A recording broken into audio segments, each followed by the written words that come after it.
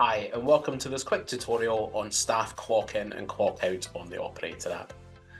If you wish to allow your staff to clock in and out on the Operator app to track staff login and log out times, you can simply go to the staff clock section on the Operator app. To do this, firstly press Extras, followed by Staff Clock.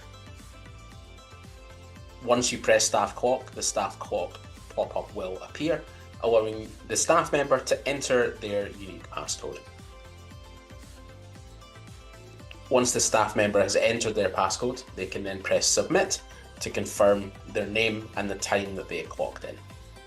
At the end of their shift, when they're ready to clock out, they can simply return to this screen and enter their passcode again to confirm the clock out time.